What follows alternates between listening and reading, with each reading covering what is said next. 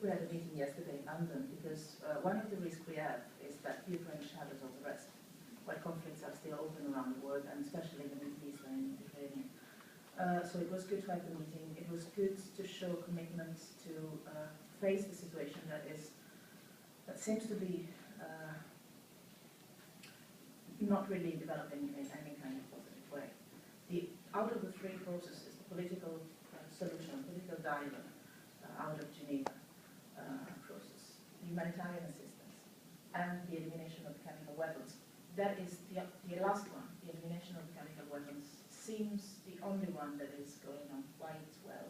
It's missing now an 8%, 7-8% of the chemical weapons elements to be eliminated, and we are doing that in Italy, in the port of Gioia Tauro, and expect to do so in the coming weeks. But the other two, humanitarian assistance and the political dialogue, are completely blocked. Brahimi resigned.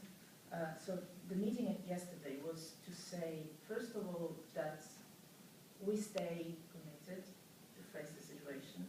We do not recognize any kind of legitimacy to elections that have a double serious element of concern. On one side, you have elections in a country that is clearly at war, with the clear will of excluding large parts of the population from voting.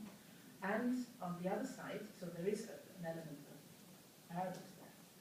And then there's a more serious thing, which is that that is a break of the Geneva agreements, because the agreement was that there was going to be sort of transitional government and no election. So there is a double element of worry. Then we agreed on other things, like, for instance, the deference to the International Criminal Court, the situation here in the UN, again, the effort to pass a resolution on humanitarian assistance on cross-border operations, and the support to the opposition forces in ways that we'll have still to discuss and agree on, but there was an effort. We also had a meeting with them. But that was a sort of package and an agreement to go on working in the coming days and weeks to see how to develop it further, to say that we are still committed to deal with the situation. I don't think, as you asked, I'm going to answer, I don't think that a military reaction or a stronger reaction some time ago would have made the situation better. Because that is, I think, and I have some doubts on the fact that that can be a right approach. I have the impression that we decided together to follow the political track with the Geneva process. I think that we have to stick to the fact, and I've seen the declarations by the statements by Kerry yesterday in London to the press, going more or less in the same direction, saying that we have to stick to the fact that we need a political dialogue to solve the crisis. The point is always the same. How do you force political dialogue to take place? But Mr. Assad doesn't seem to put it on any political dialogue, right? I think the key element there is involving more and more the regional actors. Syria is a country that has complicated links to many neighbors, for good or for bad, mainly for bad at the moment.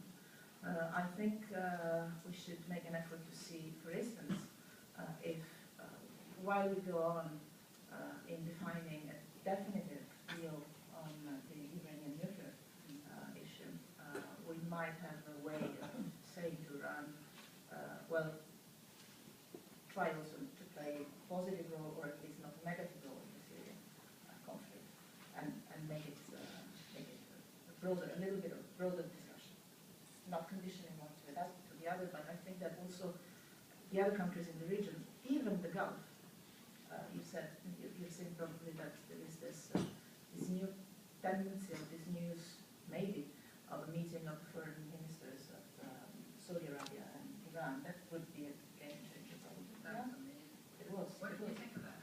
I think that was a change, probably a game changer, if it happens.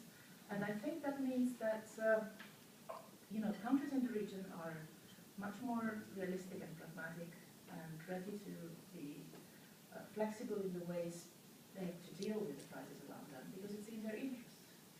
But do you think it meant actually that Saudi Arabia thinks the West won't do anything about Iranian nuclear program, so they have no choice but to get along with their own? I think they are maybe, we should ask them. I think they are maybe ready to test if Iran, as long as it goes on with the nuclear agreement that is in discussion these days in Vienna, seems to do quite well, if that could also be, let's say, bring some change of attitude in the region. I'm not saying that it becomes but I'm saying that they might get to a point where they share an interest in the stability of the region. Let me give you an example that refers to the European Union. 100 years ago, we were starting the First World War. Yeah. Now we are thinking it's basically impossible to be at war between European countries, among European countries. What was the element that made the European Union process a success? Not that suddenly we liked each other so much. It's just that we started to share an interest. It started with the economic